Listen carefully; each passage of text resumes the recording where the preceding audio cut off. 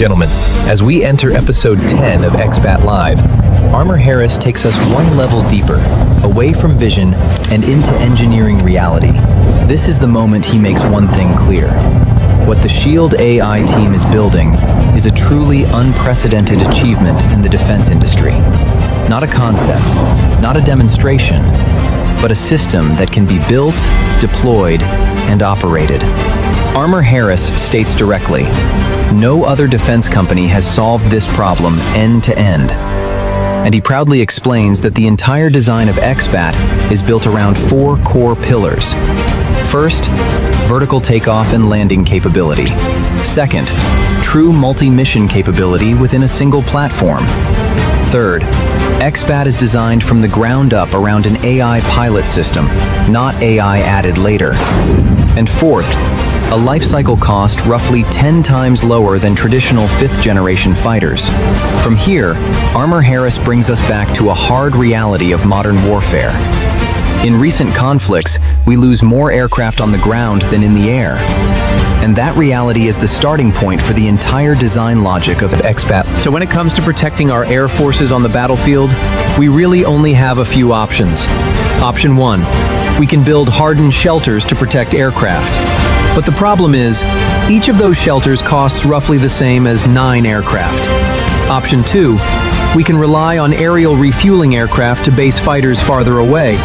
But then you end up with a long chain of tankers just to get those aircraft into the fight. Option 3, you can build larger, more expensive aircraft with greater range. But that does not solve the cost problem. And this is where Armor Harris makes his point. Vertical takeoff and landing is how you break the cost curve entirely, by removing dependence on large, centralized bases. We can disperse air power across the battlefield, closer to the front line, and dramatically complicate the adversary's targeting problem. XBAT is designed not only for vertical takeoff and landing, but also for ground mobility, achieving very fast turnaround times between landing, moving, and taking off again. If you can move within the time it takes your adversary to target and strike you, you can ensure ground survivability. Critically, XBAT does not require a fleet of aerial refueling aircraft because it launches from within the battle space itself. It also does not require dedicated air defense units or hardened shelters because it is always moving. At sea, our nuclear-powered aircraft carriers are some of the most valuable sovereign assets we possess. Deck space is extremely limited, and the air wing is incredibly powerful. Vertical takeoff and landing allows us to project air power from other ships in the fleet, dramatically enhancing carrier air wing effectiveness. For example, on helicopter carriers, we can deploy up to 60 XBAT aircraft, creating an air wing larger than that of many nations. We can also operate XBAT from smaller ships such as littoral combat vessels. XBAT can even launch from non-traditional surface vessels, including commercial ships. This not only creates extremely difficult problems for our adversaries, but also dramatically expands launch and recovery options. With XBAT's range, the ship it launches from can remain outside the threat envelope, eliminating the need for large numbers of expensive defensive systems. In modern conflicts, we are losing more aircraft while they're on the ground than while they're in the air. This has been clearly demonstrated across recent wars. Just ask the Russians. In Ukraine, Russian aircraft have repeatedly been struck while still on the ground, including strategic bombers destroyed by drones that cost only a few $100s. In the recent India-Pakistan conflict, India struck 11 Pakistani air bases, leaving a large portion of Pakistan's air force pinned to the ground and unable to operate. Even here in the United States, we have spent decades building extremely advanced stealth aircraft with extraordinary survivability in the air. Yet all of them share one critical vulnerability. They remain highly exposed while on the ground to long-range missiles or low-cost drone systems. And this reality forced us to ask a fundamental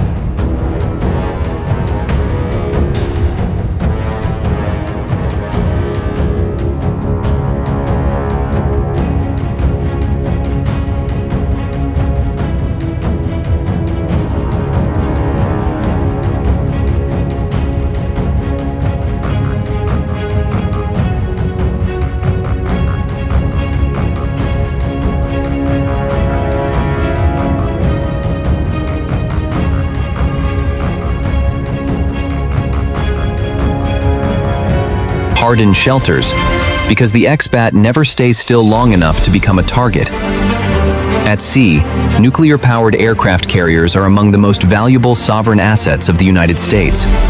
But deck space is always an extremely limited resource. Vertical takeoff and landing capabilities allow air power to no longer be limited to just a few flight decks. From helicopter carriers, we can deploy up to 60 X-BAT aircraft, creating an air force larger than the air force of many nations. The X-BAT can also operate from smaller vessels, such as littoral combat ships, and even from non-traditional surface vessels, including commercial ships. This not only makes the opponent's problem almost impossible to solve, but also significantly expands all launch and recovery options. With X-BAT's range, the ship carrying it can remain outside the threat range without the need to deploy large numbers of expensive defense systems. And this is where Armor Harris begins to delve into the core of the X-BAT design: a simple engine system and a tailless airframe. Episode 10 ends here, and a conclusion becomes clear. X-BAT is not just a modern drone. X-BAT is a symbol of a new era, an era where air power is no longer limited by runways, fixed bases, or the number of trained pilots.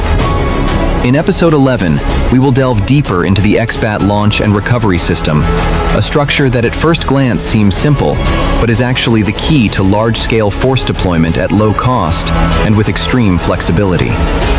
If you found this analysis helpful, please don't forget to like, subscribe to the channel, and turn on notifications so you don't miss the next episodes in the X-BAT Live series. I'm Hai. Thank you very much for watching, and I look forward to seeing